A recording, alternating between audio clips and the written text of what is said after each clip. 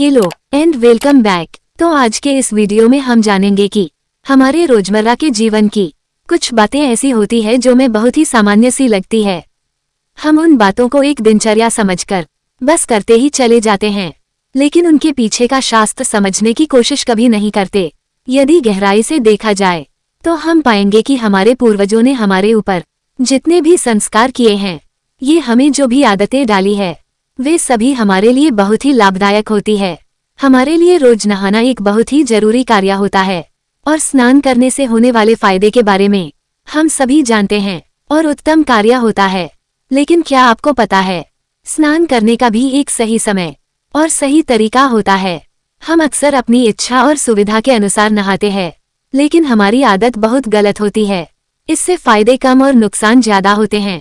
हमारे महान पुराणों में से एक कही गई है, हमारे जीवन की प्रत्येक छोटी बड़ी बात के बारे में बहुत ही महत्वपूर्ण ज्ञान दिया है और जीवन मृत्यु तथा स्वर्ग और नरक के साथ साथ धर्म व्यवहारिक ज्ञान बहुत ही महत्वपूर्ण बातें बताई गई है। आज हम देखेंगे कि गरुड़ पुराण के अनुसार और हमारे अन्य शास्त्र के अनुसार स्नान करने के लिए कौन सा समय सर्वोत्तम होता है, स्नान करने के कितने प्रकार होते हैं और उनके क्या लाभ और हानियां हैं।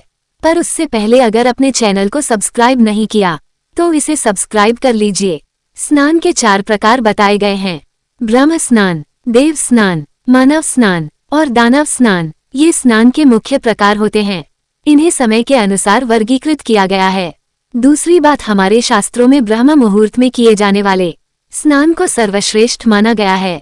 ब्रह्म मुहूर्त यानी कि रात्रि का अंतिम प्रहार और सूर्योदय से ठीक 2 घंटे पहले का समय, सुबह 4 से 5 बजे तक का समय।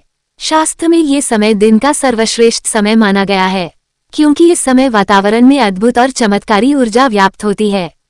क्योंकि यह समय देवताओं का समय होता है, इस तरह देवताओं का स्मरण करते हुए ब्रह्मा स्नान किया जाता है और स्नान के तुरंत बाद सूर्य देवता को अर्घ्य देने से हमारे जीवन में सुख, समृद्धि और शांति आती है। दिन भर हमारा सकारात्मक ऊर्जा से भरपूर रहता है।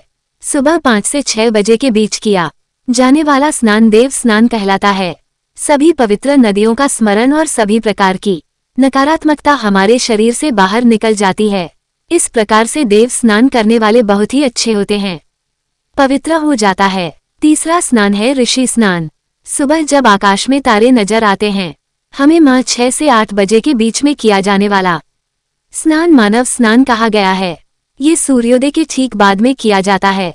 इस समय स्नान करना भी बहुत ही अच्छा माना गया है। सर में दिन भर तक की स्फूर्ति और सकारात्मक ऊर्जा व्याप्त रहती है, जो हमें किसी भी कार्य को करने में उत्साहित करती है।